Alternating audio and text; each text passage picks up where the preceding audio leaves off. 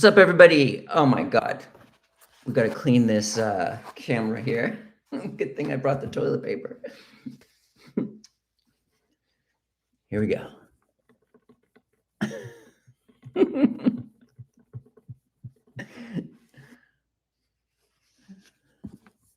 Welcome, everybody. Do I have a box around here? Oh, I do. I feel like I got to raise this up a little bit.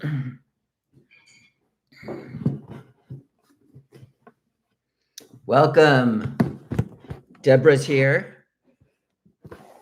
Okay, just haven't done this in a while, setting everything up to be perfect. All right, guys. This is big time. Many of you guys know me as the raw foods and superfoods guy. And here I am for the first time ever coming out and talking about Lord Jesus Christ. I believed in Jesus Christ for many, many years. I'd say about a decade now. And it's been a very profound journey, you could say. And what we're going to do today is we're going to talk about, just as I stated in my newsletter, how to remove unclean spirits, not only from yourself, but from others too. So how am I going to do this? I have no clue, but we're going to do it right now. Someone just wrote, let's remove some unclean spirits. Yes, we're going to teach how to do this. Okay. So how did this all begin for me?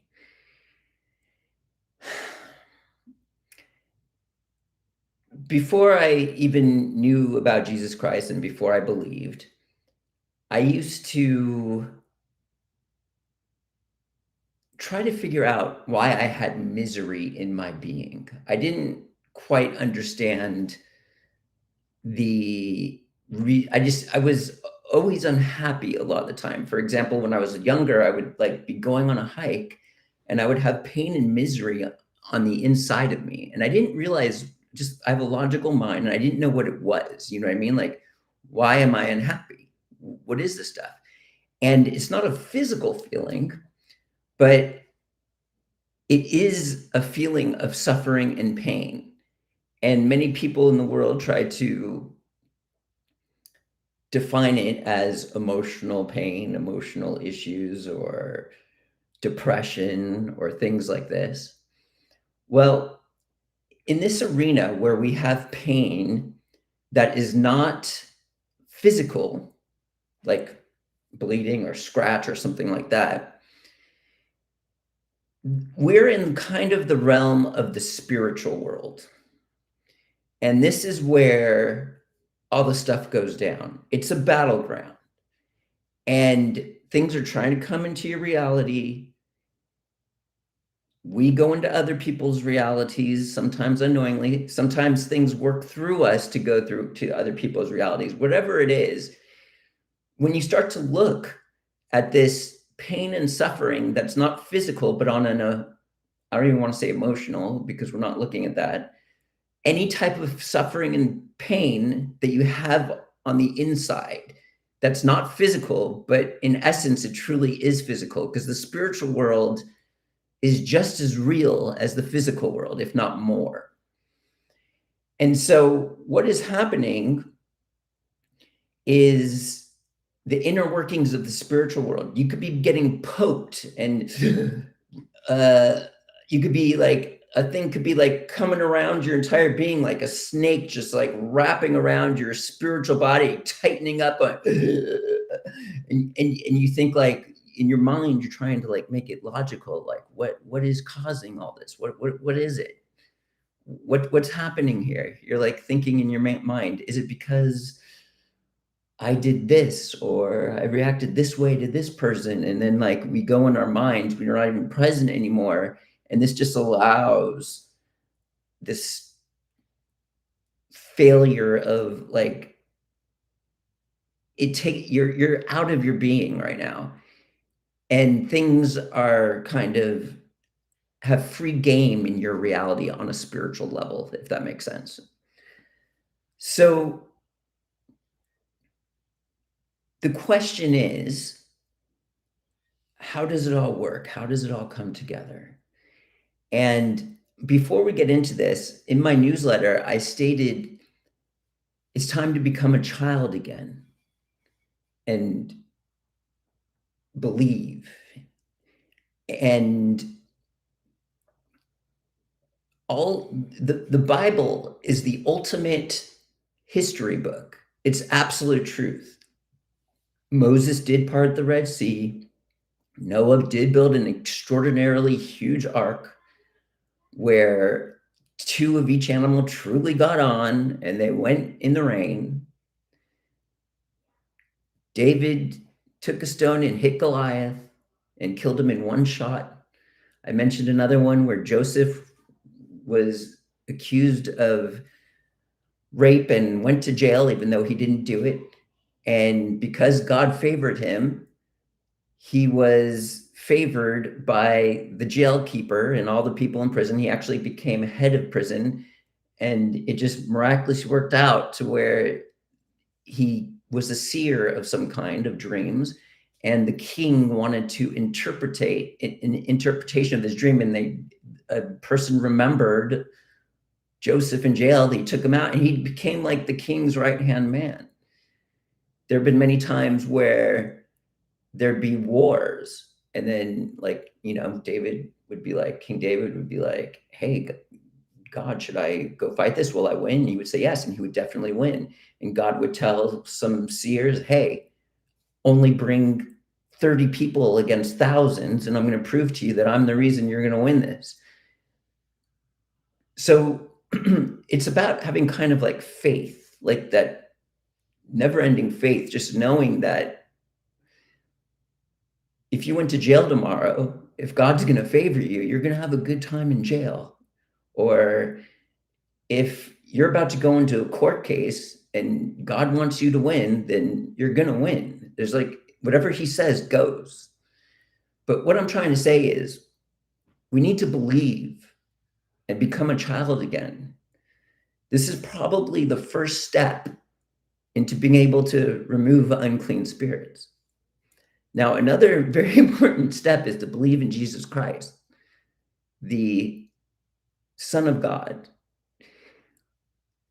I've been in the forefront of this raw foods movement for decades now, and a huge chunk of these people are like kind of new age. And even back in the day, I was in the new agey thing. I just didn't know, and so so this isn't like, like for example, whenever I mention Jesus, I save it for, okay, so me personally, I've gone through all the ins and outs of the new age, meditation, everything possible, black magic. For those of you who follow me, I was taken advantage by a black magician, and I've seen everything. I was taught everything about tarot cards. Like he had a Buddha bone that he did stuff. It just like my brain is filled with that. Endless. I've done more meditation than any like crazy amounts of people. Like I have that background and a complete understanding of all the inner workings of all of that. And I have this ability, for those of you that read my newsletter and have come to this right now, to reach those people and kind of like slowly bring them in. So what happens a lot of the time is, because I'm in this realm, I'll mention Jesus Christ. I'm very selective, as I just said. I make it very potent when I do it, so it works. I'm not like the type of person who's going to be shoving it in someone's face. So when I do that, remember, I have exposure to many people who are not into this type of thing, and they want to be part of it. And they're just like, oh yeah, I believe Jesus Christ walked the earth and he's an enlightened master. And he is like the man or whatever, but it's just like an excuse. And it's not like they truly believe that he's like the son of God and has all the power of God, if that makes sense. And it's not really a true belief, but they make it sound like it is, you know? So, first off, the most important thing in order to be able to remove unclean spirits, what this video is about, is to believe wholeheartedly, 100% without any doubt whatsoever. And it's like a no, it's not even a belief anymore. It's a knowing. And that is absolutely critical. And as we said, it's like becoming that kid again. And it seems unfathomable to your minds that the sea can be part in half, or God made, like one of a prophet made, he was like, God, if you really want me to do this, make this cloth damp over the night. He's like, make it dry, and it would just happen, you know? It's legitimate. It's 100% true. Every last aspect of it. In the video I did of trying to get our land back, which we're still trying to do, like the signs in there were just absolutely unbelievable. Oh, it's just a coincidence. The rainbow, the shining of our property over there. And don't get me wrong, we're tried and tested, and our faith is tested to the limits. And there's sometimes where I'm just like, oh. So the key first step is to become a child again and to believe in Lord Jesus Christ. If you don't believe wholeheartedly, or if you just think he's one of many of the people who walk the earth who are enlightened masters who can handle something like, you're going nowhere. It's probably worse than just saying I don't believe. So that's, if you don't have that, then it's you're not going to be able to do this task that we have at hand.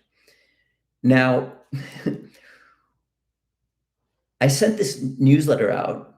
It was called How to Grow Spiritually, and throughout the entire thing, it's very enticing to people who don't know that I'm going to be talking about Jesus Christ until later, and it talks about all the inner workings of everything. And it was so beautifully written. Like I have an ego, yeah, and it was probably my greatest work I've ever done.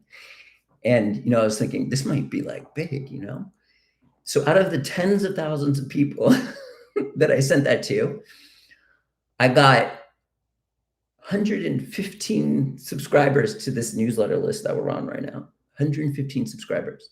Can we even see like how many people are on here? I can't. 115 subscribers. Oh, here we got 12, and 12 people have arrived. I mean, I know a lot of people are busy. People are even saying, "Oh, I can't wait." There'll be a playback and stuff like that. I'm just saying, like, this is a very rare group that we have at our fingertips and hands here. I know I was saying I was going to do this every week. I'm not 100% sure that's going to happen. It might be once every month. Everything is going to be powerful, and it's going to be like a documentation. This newsletter I created, I did a video of it too, and I put it as the featured video on this channel. So that's number one. This is number two. So this is kind of like a documentation, and I think that there's a big possibility that this might explode, even though I'm getting nothing out of this, and like it just has potential to explode. I don't know. Like I don't have the power to do it. I'm just saying, if I just want to have like just powerful stuff in line so people could watch it from 1, 2, 3, 4. And here we are about to go into number 2 about how to remove unclean spirits. Okay, so I got everything in now, and we're going to go into the step-by-step procedures of how to remove unclean spirits. So rewinding back to how I'd be like, I remember very fondly just like going on a hike, like in my younger years, had no clue about Jesus Christ and just felt this misery. And in order to feel it, you need to focus. Because if you're not focused, you're in your thoughts, worrying and stuff, and you're not feeling what's actually going on. So what I would do is I would focus, look at the pain, and be like, hey, how do I get rid of this? And over the years, I started getting heavily into meditation because that concept is kind of like meditation. And so my first step into the spiritual aspects of life was in through meditation. It was kind of like the doorway of saying, hey, I have the ability to focus, do the spiritual work, and be able to remove this pain and suffering. However, there's no end to it, especially when you believe in Jesus Christ. It's almost like taking up the cross and suffering. The rewards are going to be great in the long run, but what happens is when you believe and start removing things from your being, you kind of get more and more, and you become like spiritual energy is kind of like food for all these wicked things going around. There's a lot of it. I'm not saying everything's wicked, but the majority is. And all they want is food, like this energy. And their attempt, the cleaner you are and the more you have, the more they're going to come after you. And through that process of that and that, you learn how to react to it and handle it in some way or another.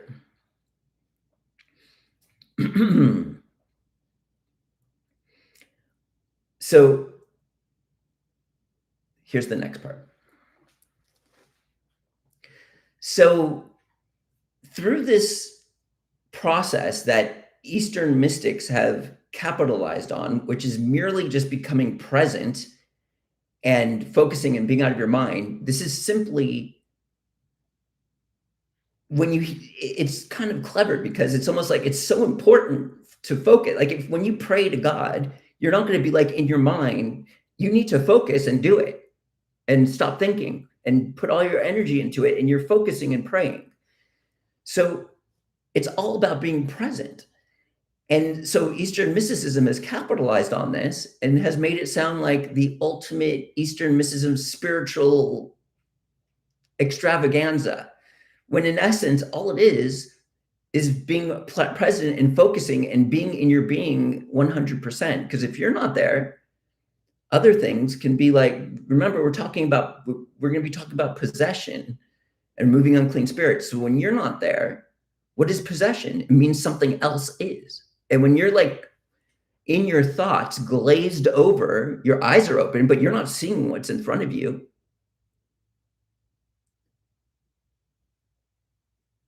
You're in some other world, but your eyes are open. Why can't you? How many times have you been driving and you get to your location, you didn't even realize you did it? It's almost like Tesla auto drive or something. So being present is not an Eastern mystical thing. It's just about being in your body and being here and now. And so the first step we already talked about is believing in Jesus. This is number one. Without that, you're not going anywhere. The whole meditative aspect about being present and stuff teaches you the inner workings of all the sensations and feelings in the spiritual world, tentacles coming in and feeling it. Some are just like lodged in there. And if you have never done any of this being focused and present, it could have been there for decades already. For example, at our raw food retreat, there was this one girl who I just removed one after another after another. It was like boom, boom, boom. And very gently, it's a very gentle process.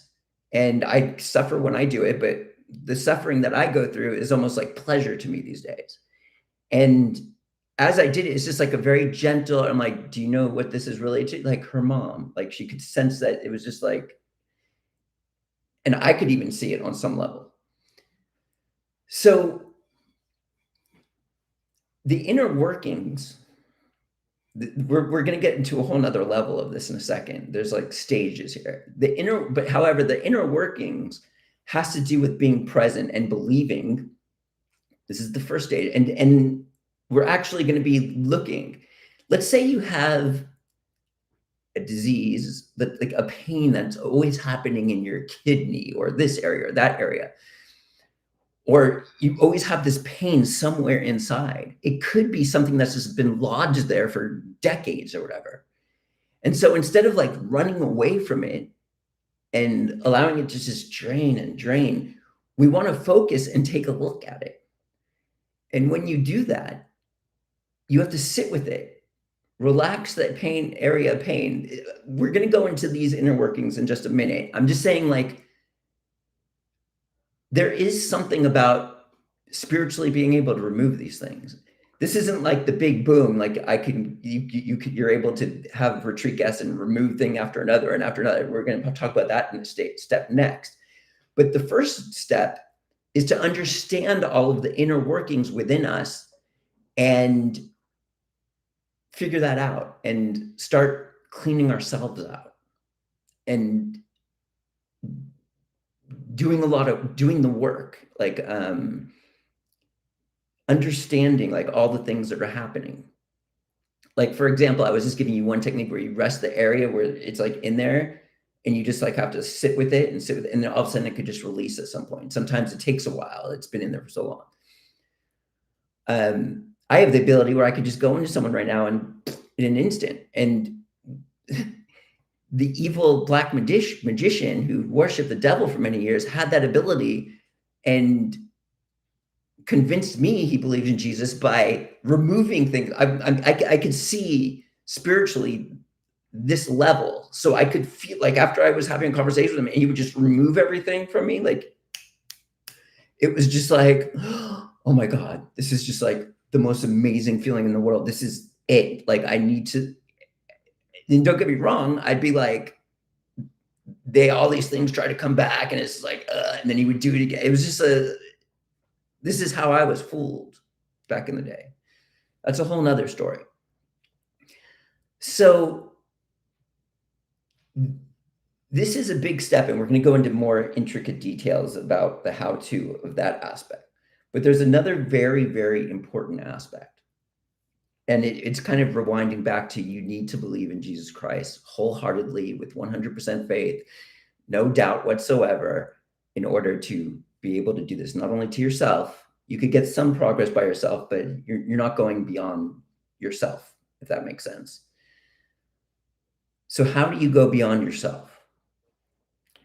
And even now you might be able to. Maybe you have been doing all this. Maybe Jesus has been doing it for you. I don't know. I'm just giving my experience and what I've been through. And everybody could be completely different, you know? Okay.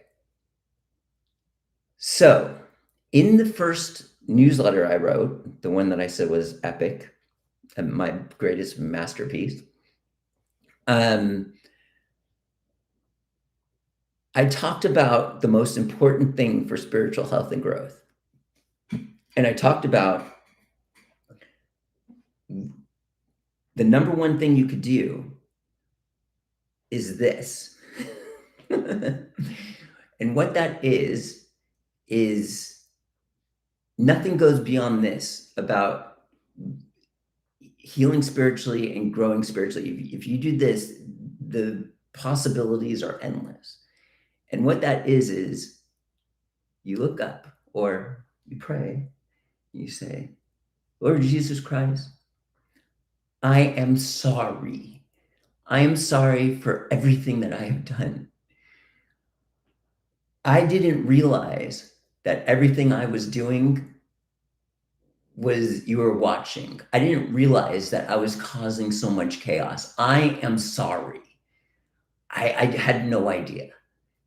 From here, right this moment, from before this, I've been doing this, this, and this. From here on out, I'm going to do everything in my power to now change my ways and do this, this, and this. Nothing is more important to me than this. I am going to prove it to you. I am so sorry. Please consider me to move forward spiritually in the most gentle, easiest way possible. So, guys, if you do that, that is the number one thing that you can do for spiritual growth. And what this means when you make this commitment and you are tempted to do everything, like every time, even a thought that comes through your mind that's not even your own, because we talked about foreign thoughts not being our own, like things are always whispering, even when you're not sure if it was you or not, you're saying sorry. So, you know how many times a day I say sorry? Probably 100. I don't know. I'm a mess, dude. I'm saying sorry like all day long. It's like what I do for a living. I say sorry to him. Like every last aspect of everything you do is being watched. You have like an evil urge and desire, or you look at someone the wrong way. Sorry. Everything. You're watching yourself like a hawk. Everything. He said King David was a man after his own heart. That's what you have to become if you want to do this. There's nothing more important than that. Like that's why they say fear God. I fear the crap out of him. He does everything. Like he'll win you a court case. He'll do this. He'll do that. He'll win a battle. And if you're gonna like act like this and not like anything more than impeccable, and don't get me wrong, it's not easy. I'm screwing up all the time, but that one key aspect of sorry is there 24 hours a day. I'm evil all day long, man. I'm telling you. And all day long, I'm saying sorry. That's the heart right there. And this is what you need to take it to the next level, is making that commitment, that decision. That is number one. Without that, you're not going anywhere. And that's what I meant by believing in Jesus. And the following the 10 commandments, making the commitment, following the 10 commandments as much as you can. Okay. So if you were to do that, what we just mentioned, this is the number one thing you can do for removing unclean spirits. Nothing even comes close to that. No focus or anything like that. That is the number one thing. He'll probably just clean you up in an instant. When you do that,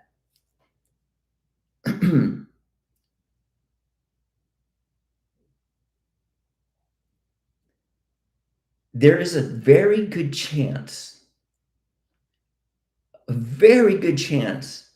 that instantaneously, and you meant it, he's going to know if you meant it and you're like really going to change your life path and this is your goal in life now. If you do that instantaneously, not only is it very likely he's going to just start removing unclean spirits from you, but there's a very good chance that he's going to give you more spiritual power or spiritual energy.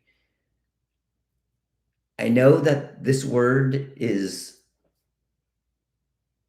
a word looked down upon amongst humans in Christianity, power, spiritual power, because you hear power and it's like, I want power. And don't get me wrong, most of the things floating around this world, that's all they want is spiritual power. And I'm telling you right now, the more spiritual power you have, the more suffering you go through, but the more bliss you experience at the same time. So spiritual power is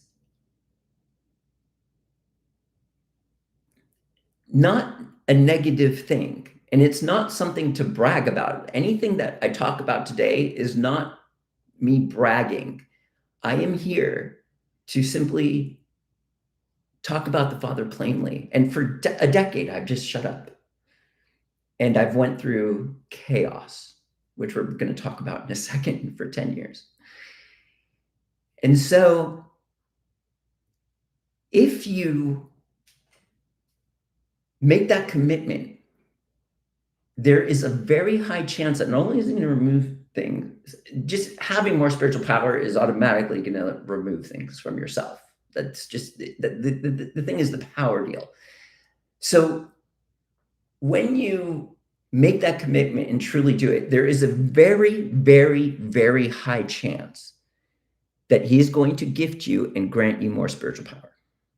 Extremely high.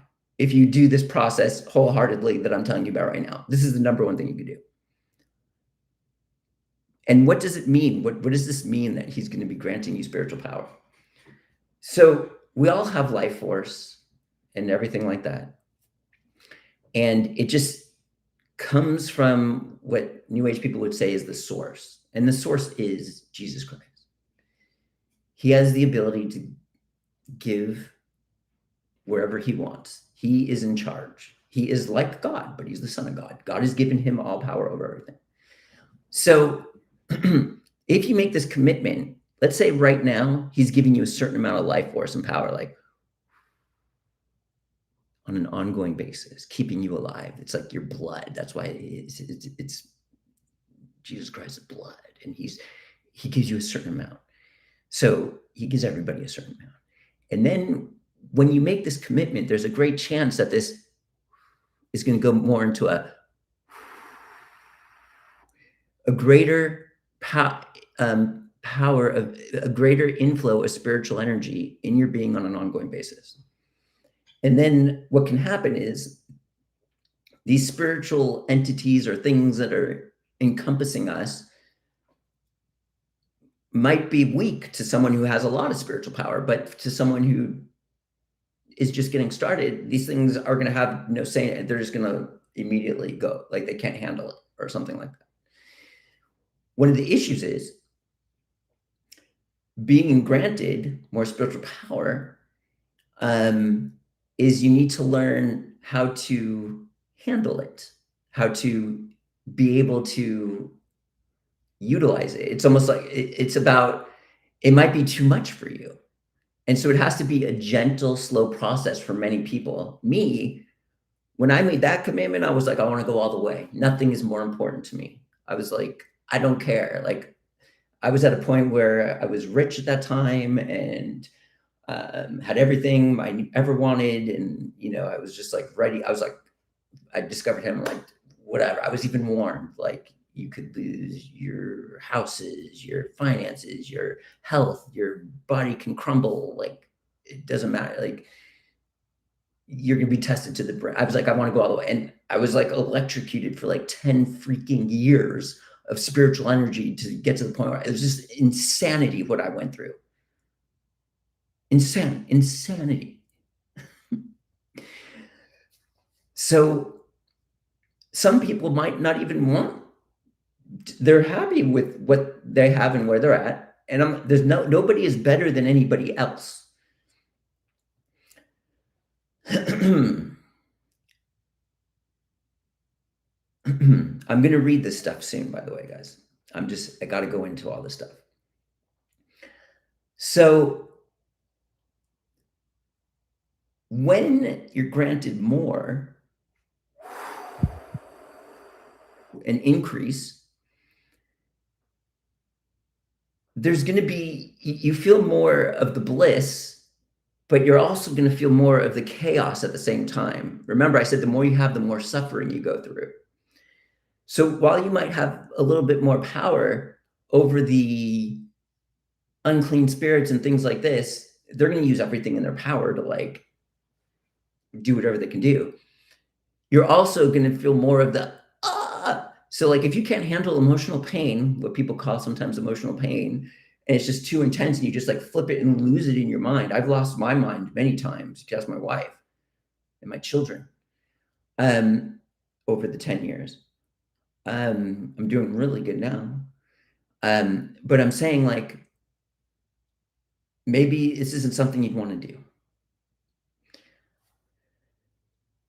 So when you could be electrocuted like crazy if you wanted to take that path, But generally, I would think that once a person makes this commitment, it's like he works with you a very gentle process, very gentle, more inflow, um, a good amount, but not too much to where you can't handle it.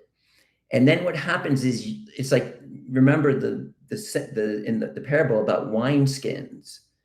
You have to have new wine skins. Well, it's kind of like the same thing here. So now you have this more influx of spiritual energy or power. You now have to learn how your whole entire being, some of it's unconscious, some of it's conscious, it's all together. Just by experiencing this new influx, and all, your whole goal is just to say sorry, and that's all you have to do, and keep that commitment. That's the only thing you have to do, and then you're succeeding. But it's going to be chaos a lot of time. You're being tested. You're being taught, and then what happens is once your body, your wineskin, is able to handle that perfect amount, he's going to be like, okay, you're ready for even more. So he's going to go from you were here, you went to, and now he's going even more now. And then you go through an adaptation phase of learning how to handle that amount. And each time you're learning so much. And that focus work that I'm always talking about, just being present, is kind of like teaching you. You want to try to be as conscious as possible during the chaos. Like when things are just like out of control spiritually, and I'm just like dealing with so many things, and it's just like, it's almost like it gets to the point where it's enjoyment because you're trying to figure out all the inner workings and learning about it, and you're okay with it. And don't get me wrong, I've lost it many times, but what I'm saying is like, it's a joy. It's almost like next time you're sitting there miserable in your car, wondering why, like you could celebrate and just be like, let's figure this out, like learn. It's a good thing. As long as you are making sorry, that's your commitment. That's like your life. My intent is like always like, there's nothing more important to me. Like that heart and that commitment of following his ways. That's like the number one thing. Then you can't do anything wrong. It's having that heart of gold. So you could ask to make it crazy if you wanted to get more faster. It could be too much for many people, for most people. So then as the years, the decades, the time goes on, you get more and more and more. But it's not like getting, it's more like I just have faith that I'm going to survive this absolute madness. And like I'm never going anywhere. I'm here. Like as long as I have that, you're set. So the more, we're just going to call it spiritual power. I know that's a negative word to many people. The more you have, the more ability you have to help other people and to remove stuff and things like that. So when I was sitting there and I went, I want to take it all the way, and I was dead serious, and I was like electrocuted by a black magician, and then when he was gone, it's still insane because I got taken all the way to this crazy, I don't want to say level because that's not, but this crazy space of crazy amounts of energy. It doesn't end. There's no ending to it. It just gets more intense. The intensity just doesn't, it's like a double-edged sword. You're going to have extreme moments of peace and unbelievable, oh my gosh, and then the most ridiculous chaos that you've never experienced in your life. But you're just like sitting in the middle of it, and you can handle it better and better and better.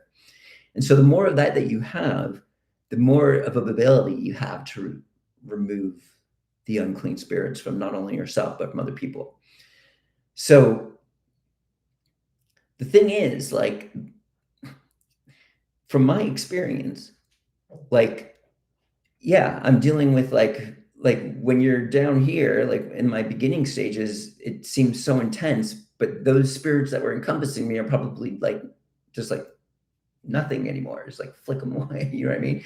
Now I'm dealing with like other sadistic, bigger and grander things that want that spiritual energy and will do anything that he can to get in, and on an ongoing daily basis,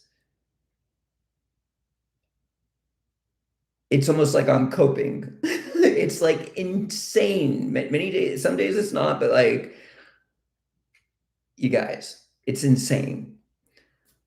It's like taking up the cross and suffering. You know what I mean? Just like, in the Bible, Paul is like ready to suffer until we suffer in Lord Jesus Christ's name. There's something to that. It's not like, oh, there's bad things happening in the world and I need to suffer. No, you are literally on the edge of life with physical, we're going to call it physical in the spiritual, or it's physical, spiritual tentacles, just like going into your being, into your stomach, just feeling around like, and you're just sitting there like, it's almost like the more you do that, like I could just sit there and just relax that area of tension and pain and just watch it. And it's like, it's not even pain anymore. It's a major suffering, but it's like, it's almost like pleasurable because I know the end goal is just going to be gone. And that feeling of it being gone is just like, that's like, it's almost like a good feeling because of that. I'm just trying to explain it in the best way possible. I didn't know where or how this was going to happen today. I just knew it would. Okay. So, bringing it all the way back to the beginning, the most number one thing that we need to do is make that commitment. And then we can start looking. He will probably jumpstart you. If you make this commitment where you say, sorry, I didn't realize I was causing all this chaos. I didn't realize I was being this evil. I am sorry. There's nothing is more important to me changing my ways. And every last wrong thing I do, I am going to say sorry. I'm watching myself like, and that heart and becoming that child again. And like, it doesn't even matter what happens in the outside world anymore. This is all that matters. You'll win battles, wars, whatever. Yeah, it's going to be intense. Yeah, it's going to feel like you're dying at times, but it doesn't matter. It already feels that way in a worse way. You're just like zombified. So that's the first step. He'll probably jumpstart you, like to where maybe this tentacle that's been inside of you from some spiritual entity has been there for 10 years. He might even just take that out. And now all of a sudden you're doing this focus work and now you're like in the game, and let's say you fail or something, he'll just take it out again, make sure you say sorry, because when you do evil things, it sometimes allows entry to these things and we have to say sorry or whatever.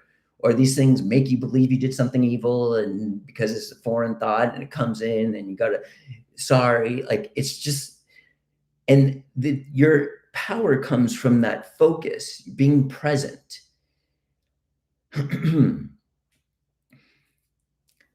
So the first step, again, is to make that commitment, and then is to do that focus, becoming present, and try to do all the inner workings, learn all the inner workings of all that pain and suffering that is going on in your being. When you focus, like when, for example, when someone does meditation, I don't like to use that word because they hijack that from just being present. When you focus, you can feel all 5 of your senses plus the spiritual 6th sense. You feel everything in your reality when you focus and become present. And then you can see all the suffering within your being. And what I like to do is go to the most painful area within my being, and I'll work on that. And I'll just sit there. And it's not fun. I mean, it's fun now, like, but it's not fun and it's painful. You might even start crying and you just sit with it. And when you get that first release, you're just like, oh my gosh. So this is the learning process. And he's going to help you if you make that commitment and take it to the next level. Like for the last 20 years, you've had this thing stuck in you, maybe, or many of them, 20, 100, I don't know. And you've done nothing. So this step is just the beginning. And he's teaching you. He wants you to learn. That's his goal. So you can be his servant and help others and do this, what we're doing here today. So once you learn that, make that commitment, number one, then you start learning the inner workings, and you're going to feel it. If you make that commitment and he grants you this, you're going to start feeling more. As I say, some people don't feel anything. They've just been. So you're going to start feeling more, and you're going to start learning, and things happen at a much rapider pace of spiritual growth. Happens much more rapid. But you got to learn and do this. And as you do this, you do the focus work, you're looking for all the pain and suffering you're being, which is not your problem. It's not your fault.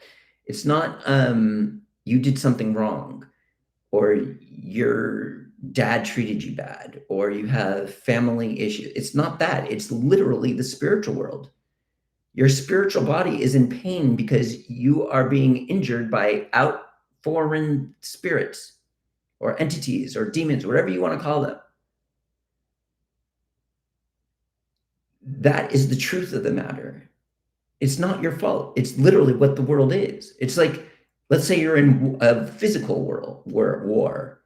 You get shot. That's like, it's the same thing in the spiritual world. You got sliced by something like a tentacle, like it's like, and then you're just like, it's like, this is what it is. It's not your fault. It is the spiritual world. And you have that armor of God. It's not something you have to make a prayer to have the armor of God. I mean, I know there's that whole passage.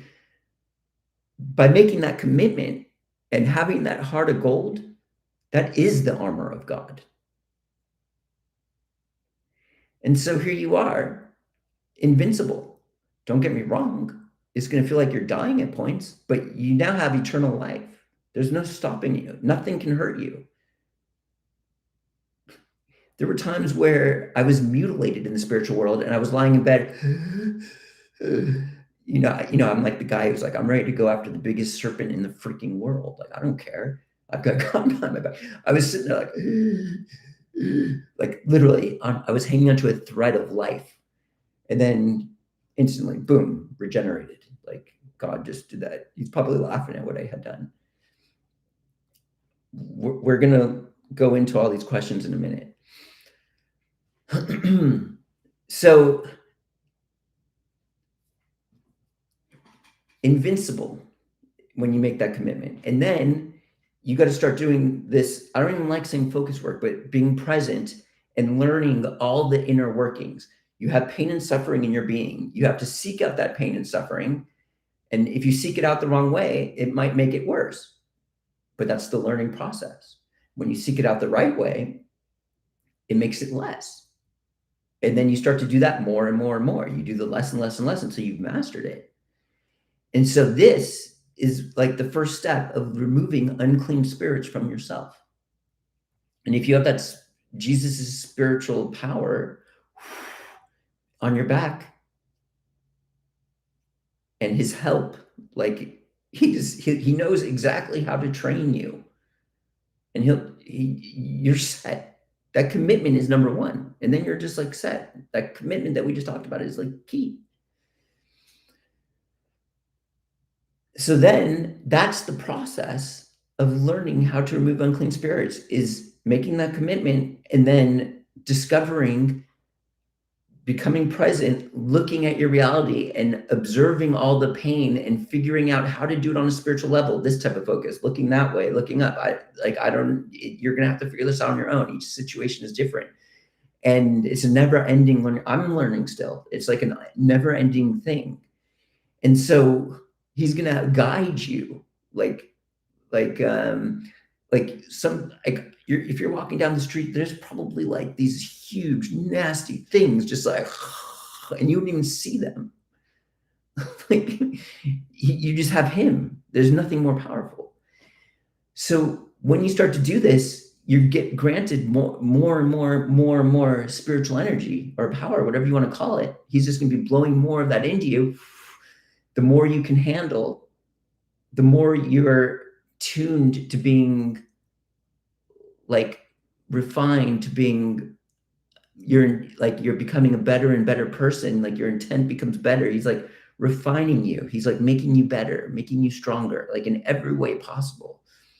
And then you begin to realize when you have that spiritual power and then the know-how, because you're doing all this work, you're starting to impact other people around you from just walking down the street. You start feeling other people's stuff. I went through this whole phase of just like, you allowed it, I don't know. I went through this whole phase of just like removing stuff from like anybody and anyone. And when I did that, I would suffer like crazy. Like I was insane. Like you don't just do that. It just, let's say you're walking down the street, you're not like seeking it out. You just have so much spiritual energy emanating. It's just like the things kind of just like automatically, you don't even, you've already done the know-how, it can't get into you. And it's just like, it's like happening. It's not like, you're trying to do it. When you're not trying to do it and you're doing it, that's what's happening. Many people who believe, like for example, my real estate agent who believes in Jesus and has all this faith, but doesn't really like see like the spiritual world like I do, and he like doesn't see, but like he has so much spiritual power and faith, he doesn't even do any of this stuff we're talking about. It just is automatic. He has such a pure heart. He's so proper. He's so perfect. I can't even believe it. Sometimes I even mess with him, just to like test him on something, like say a bad word or something. Anyway, so when he was renting the place to us, he was like, like we did a prayer or whatever, and he just removed everything from the house. It's like I have a hard time doing that. Like I don't know how. Like he just did, like he cleaned it up, the whole house out of stuff, right? See, so you don't necessarily need this pathway that I'm teaching you. This is the pathway insanity. I'm just trying to give you the inner workings of it all. So there's a whole entire spiritual world right here, right there, all surrounding you right now, trying to push your buttons and all these other things. It's not your fault. You don't have emotional stress. You don't have depression. You don't need pharmaceutical drugs because of your depression. Okay, so the number one thing that goes beyond anything is making that commitment, saying sorry for every little mistake, even if it's not your own thought and you're not sure if it is. Every last aspect. That's like the number one thing. Maybe you'd be like my real estate agent who's like that. Like he doesn't even realize this whole entire thing I'm talking about. Or maybe you do. So, so those are the main steps. Making that commitment, doing the focus work, and feeling all the pain and suffering within your body and trying everything in your power to remove it. That never ends, by the way. That's like an ongoing thing. That's just that's your training ground. Yes, things are causing physical injuries inside of you from the spirit world. And at some point, once you do this, those things are going to be released. And like, for example, as maybe you know, I had my colon removed. I still have something down there. Like it's just automatic. Like this thing, my colon area like goes into relaxation when like the most craziest insanity is going on in there. It's like I've learned to handle it. It's like you can heal. I'm not saying you can heal. I have not healed. My body still attacks itself. So let's get that straight. But what I'm saying is you can fix it spiritually, which is kind of like the cause on many levels. So once you do that, you keep messing around with the inner workings, battling on an ongoing basis. This is 24 hours a day, guys. A lot of it happens. This is key too. I didn't mention. I briefly talked about it. A lot of it happens unconsciously. Like, for example, I told you I could just relax this area in a moment, right? In a moment's notice. That's not all conscious. There's a lot of things just by, like, when I work, I'm like really focusing, So I'm focusing. I'm not like doing the spiritual stuff, but like it's almost like all of the electrocuting bits I'm getting hit with all the time. It's like happening on autopilot too. And then your body just reacts differently. So a lot of it, the majority of it, is probably unconscious, your training ground. So you can never do anything wrong. So that's the beauty of making this commitment. I'm sorry for watching every last thing that comes in your body in like reality and just saying sorry over and over again. The beauty of that is it happens on autopilot. It's like when you're just working, you're spiritually growing because you're being smacked all around and you're doing all the spiritual moves even when you're not focusing and stuff like this. I'm just trying to get you to become more and more conscious about it. And when you become more and more conscious about it, that's when you're able to remove unclean spirits from other people. But you need the power too that is granted by making that commitment. Sorry, every last little aspect, if that makes sense. We're going to read all these comments that everyone's writing, just so everybody knows. So the final stage, as I told you, I just had a recent retreat. And look, back in the day, I was doing retreats. This was like with newfound power or whatever. I would just like go up to anybody random and be like, hey, check this out. I mean, I wouldn't do it. I would. And I would just like do it. It's probably another one of the many reasons.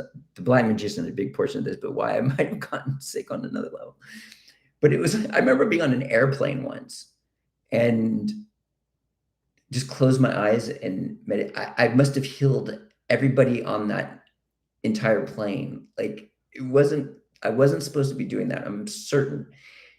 But it was like a training ground. It was almost like these were my earlier days. It was just like the whole entire plane was just like in bliss, dude. You wouldn't believe, like I did my ultimate focus and concentration and just but when you do this consciously, it's going to kill you. Like you don't want to like do it for the wrong person or do it for no reason. It's like it happens organically, like it did at my last retreat. I stopped it. I mean, I became sick. I was 93 pounds. I've been going through chaos for 10 years. Someone remind me about that in the comment section so we could talk about the chaos. We got to remember chaos, guys. Chaos, chaos, chaos, chaos, chaos, chaos, chaos. I want to explain to you what a person might have to go through to get a crazy amount of that.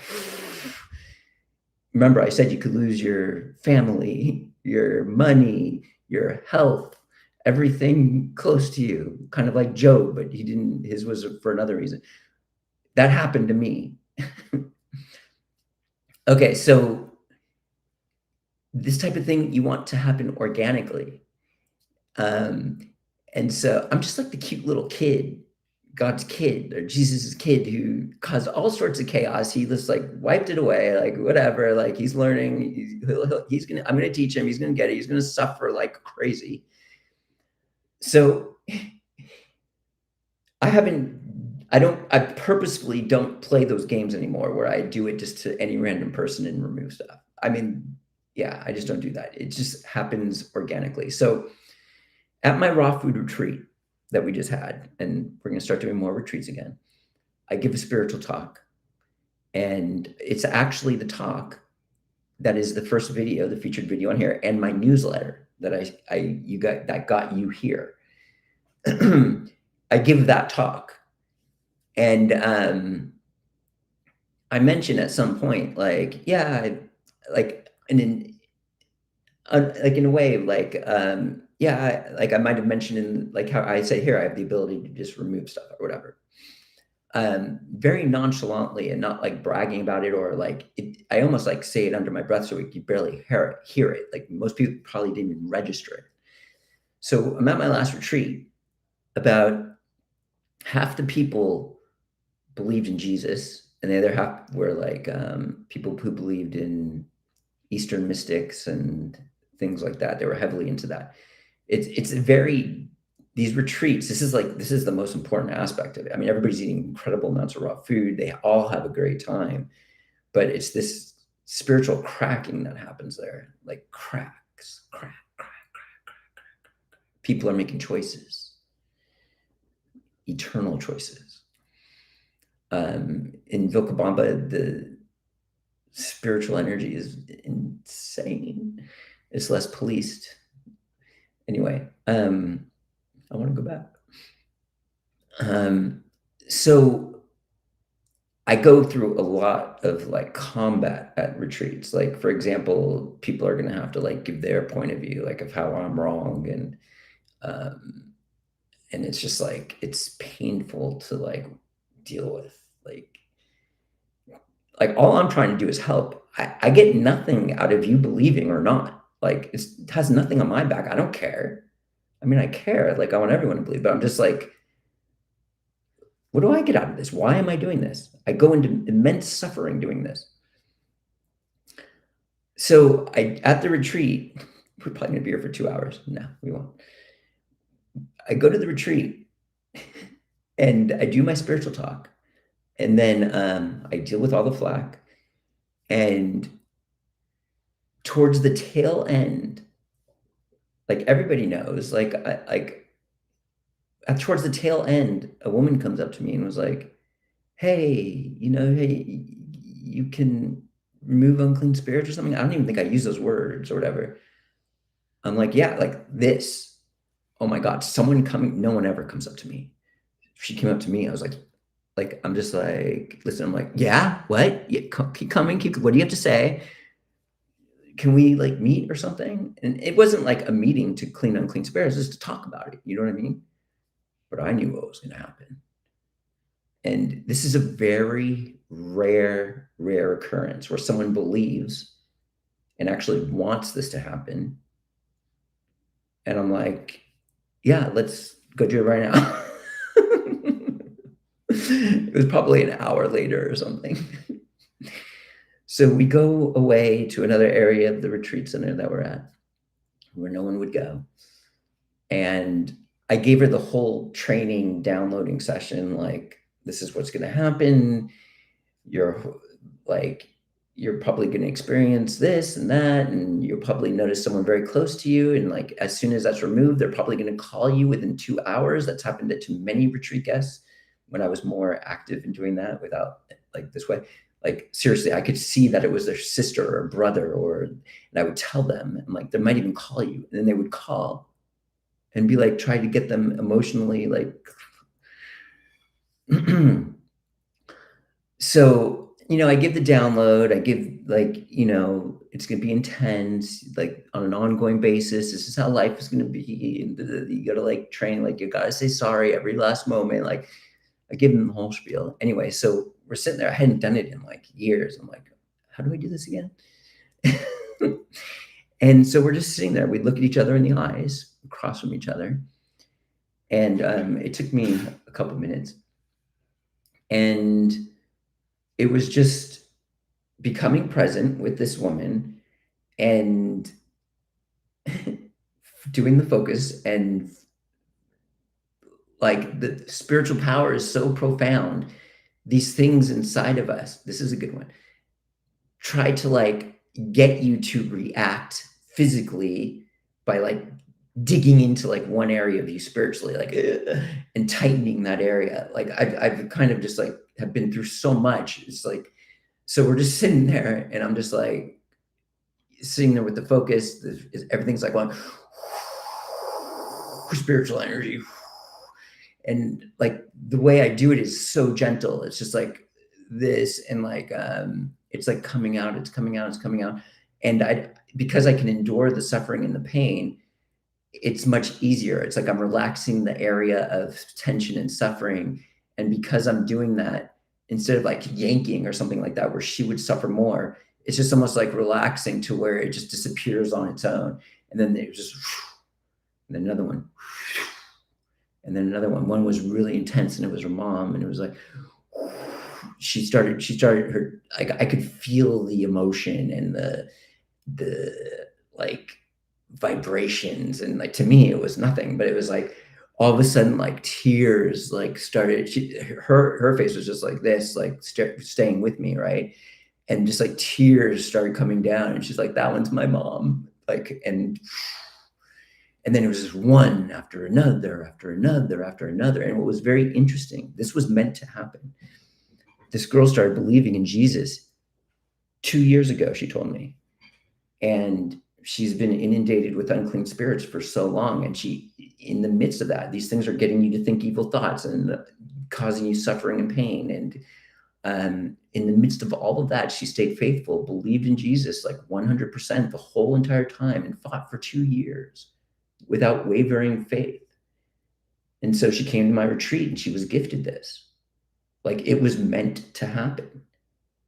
And then those things that have been torturing her for 2 years of staying steadfast and believing in Jesus and proving herself were just taken out in an instant. It was the most gratifying experience of mine. That's better than like, hey, me being cool and being like some person who believes in Hare Krishna or like Amma, the hugging goddess, or something like that, and like trying to prove to people like, hey, this is real. Never worked. I learned that's how I've learned over the years, and a lot of suffering because of that. Because when it doesn't work, which is like every time, I have to fight the things I just did. And he's very merciful. I'd probably be dead if it wasn't for him. So now here I am at the most mature state of my spiritual career, to where it just naturally happens like that. I don't have to do anything. Many profound things have happened like this on my path over the last 10 years at retreats, in town, like just crazy things. And it's kind of like I went from Padawan to like I don't want to say a Jedi master. I'm always the Padawan. I've always been the Padawan. I'm always the kid learning and stuff like that. But I'm like the I'm like the higher up Padawan or whatever. It's like I've went from childlike to more mature, if that makes sense. So this is these steps of how to remove unclean spirits. Beautifully stated, I might add. The first most important thing, we're going to recap everything, then we're going to go through these questions real quick. See, this is what I'm talking about. No. It sounds similar to the practice of Ho'oponopono or whatever. See, this is where we start, oh, I believe in Jesus, but truly. Okay. Don't get offended, unit of consciousness. You've been here since the beginning. Okay, so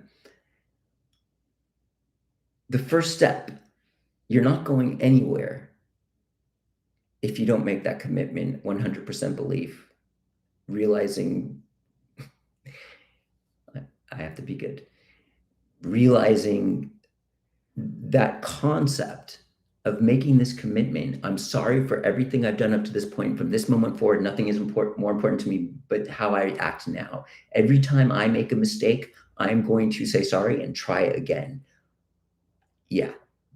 Even if that mistake lasts a little bit of time, a minute, an hour, 2 days, you might have been taken over. Possession is real, everybody. Just get back. Sometimes he does it on purpose to see what happens to you. Like this woman who suffered for 2 years, who had their spiritual.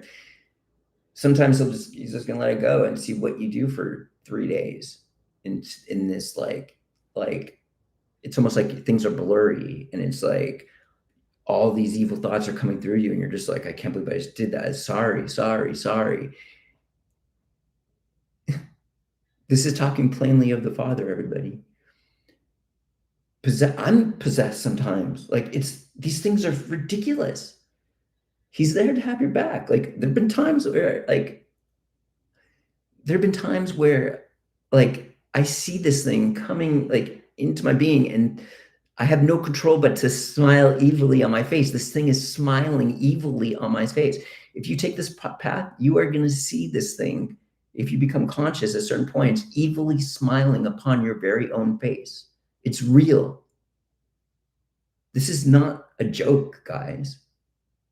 The only way to get eternal life is through Jesus Christ.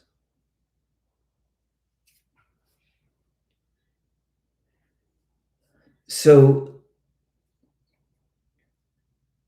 making that commitment is the number one, then you can't go wrong if you're, and the commitment is like forever. It's like, that's all you're trying to do.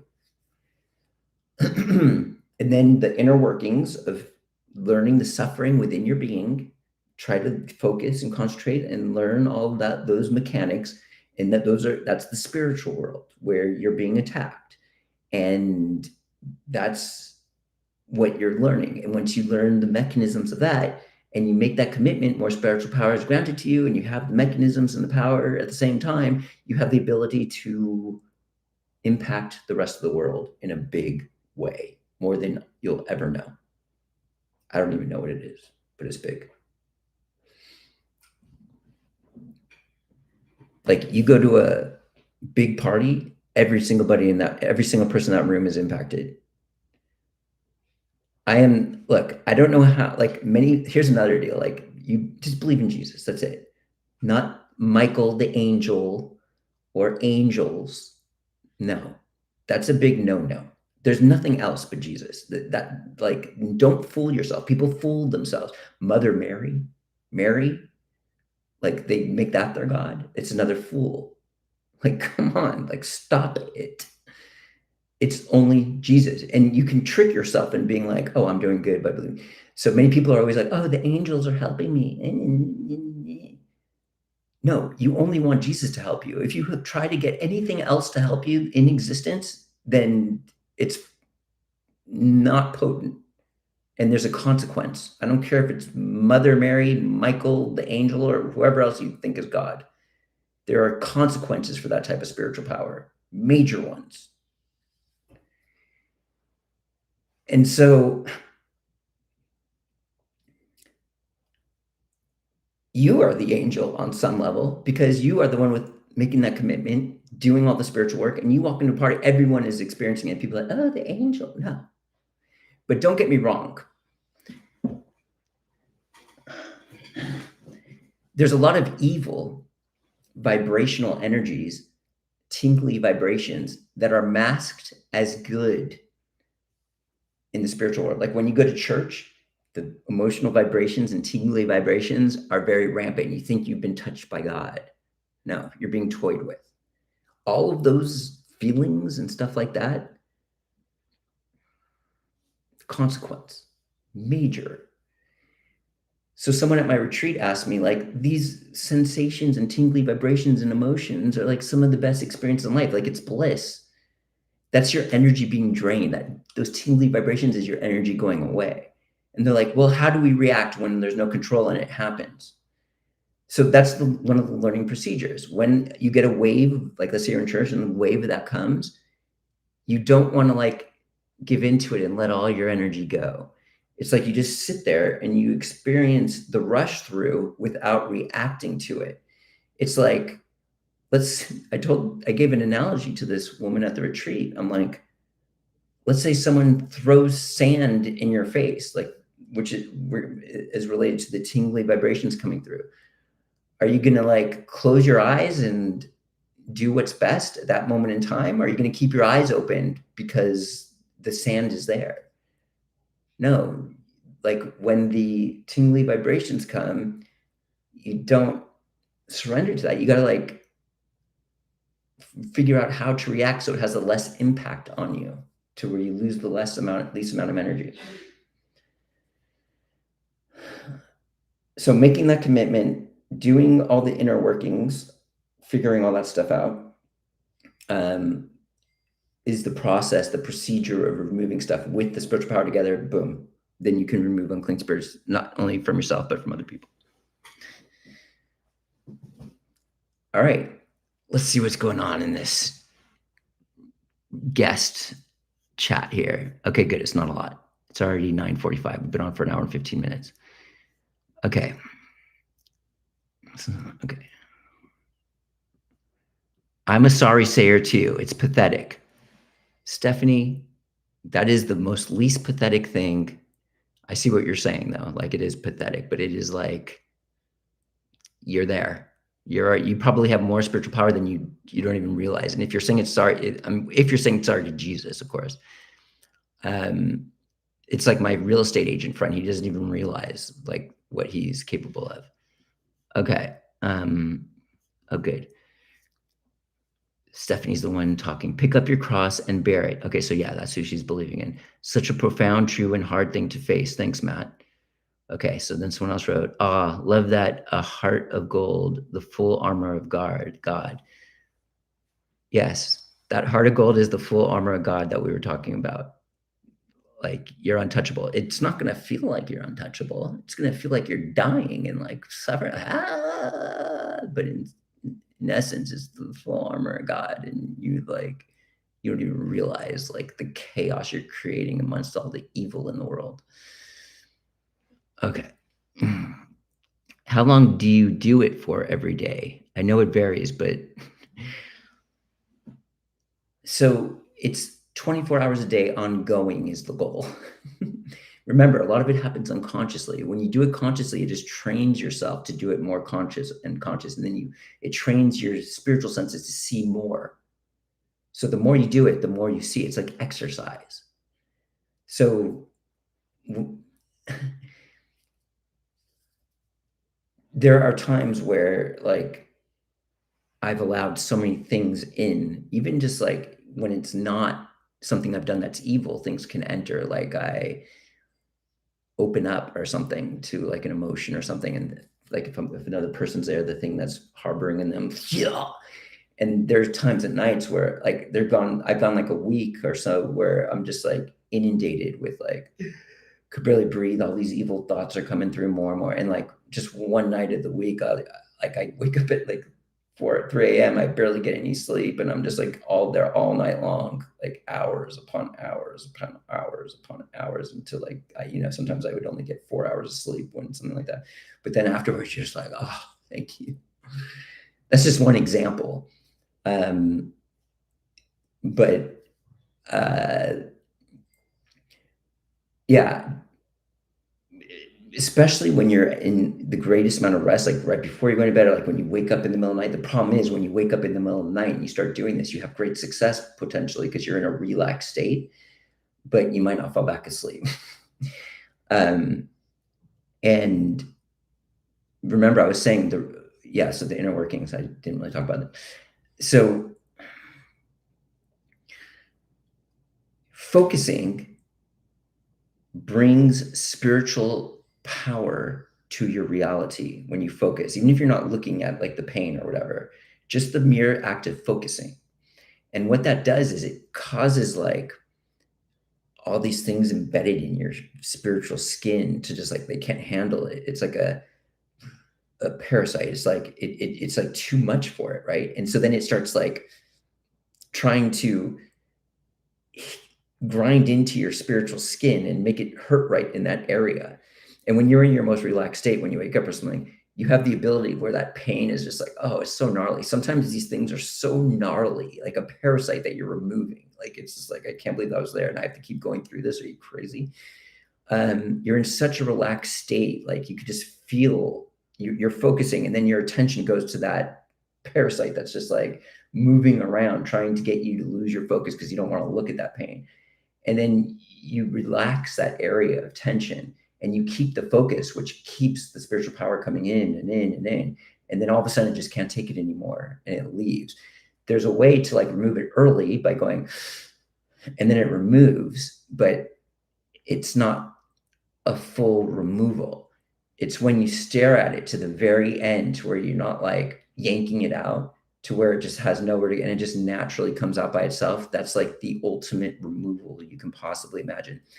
I'm just trying to, this is what I wanted to do tonight too, is teach you the mechanics.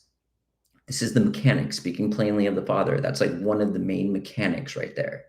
So you focus, which starts getting these things to move. And then you're going to feel all these pains in many different areas because there's more than one. And you want to try to relax those areas while you're focusing. And then as one gets more and more intense, you can kind of shift your focus to it, but keeping that area relaxed.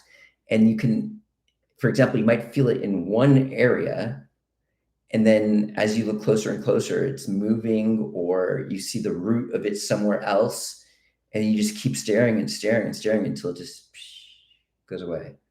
That's the mechanics of how to remove unclean spirits. One of the many. And we got to be careful with technique. Like every situation is different. I'm just giving you basic guidelines. You have to learn for yourself. Okay. Okay. Sounds similar to the practice of hope, and that's just another offshoot of it's a way to focus. Like yoga is a way to focus. It's just Eastern mysticism tries to take advantage of just being the simple concept of being present. And if you're looking at mere existence, it's Jesus. Like that's the point. It's not existence. It's like we're all one. No, I'm Matt. You can be all one with whatever you want, but I'm Matt Monarch. I'm my own being. I was gifted this life. Okay. Okay.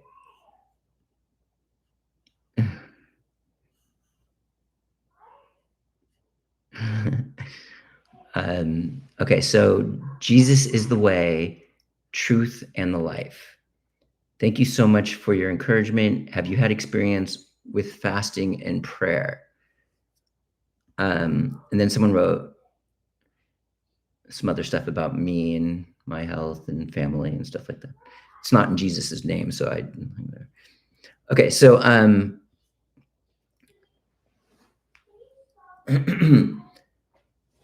have you had experience with fasting and prayer is the question.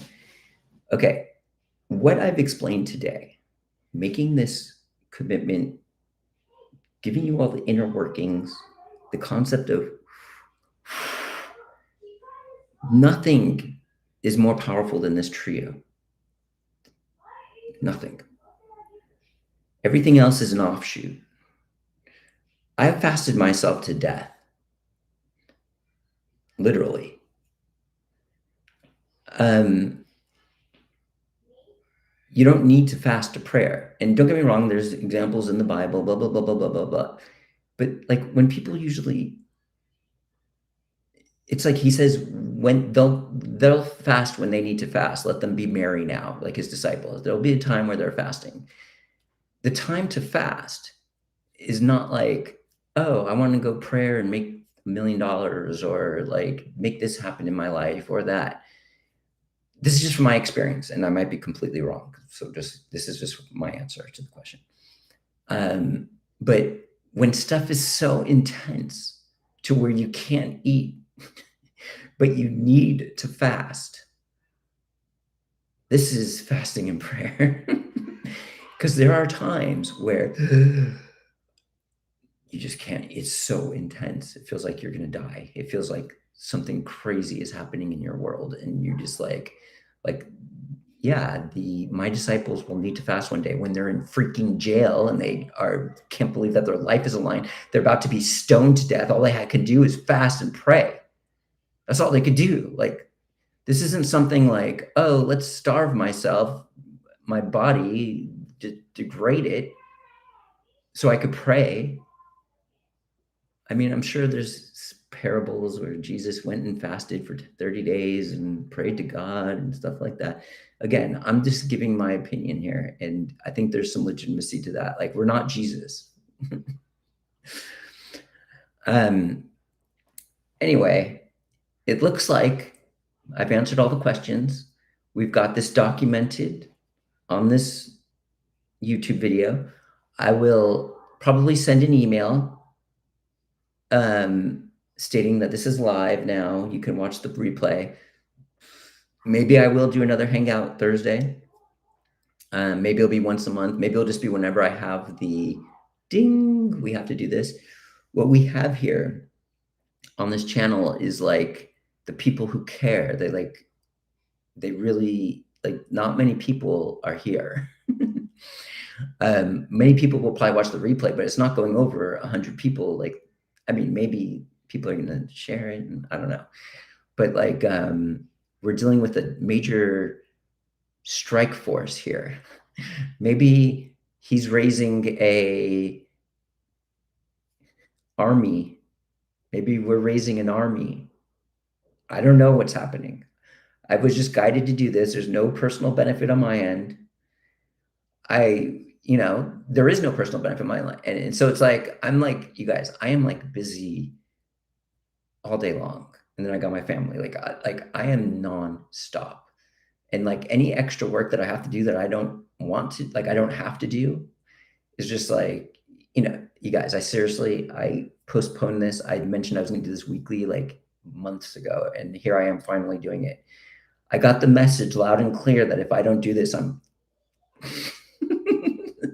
and don't get me wrong, I love this and I want to do it and it's my path and I just didn't see it in my head. There's only 100 people, like nobody's gonna do it. And it was like my life's on the line. This is like what I'm supposed to be doing. This is what we do. We're supposed to preach Jesus, and I've been gifted so much, and if I'm wasting my gifts or whatever, I don't know what this is going to turn into. Maybe it won't turn into anything, but maybe it's going to become the most grand door thing you can possibly imagine.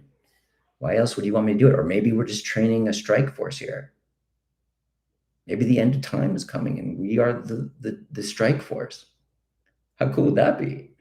I didn't say that. I'm just saying, what if? I don't know why I'm doing this. Like, I don't know why I'm being forced to do this. But don't get me wrong. I want to do this. This is my passion. Nothing brings me greater joy. But we're lazy. And I'm just like, and it was like, I had to be, anyway. Okay.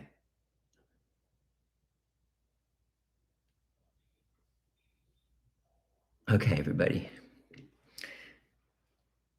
I hope this was helpful. I had a lot of fun. My child's still up. Maybe I get to play with her for a little bit. I got a lot of work to do. And we'll see you next time at Christ on the Edge. All right, let's see how to do this. End stream.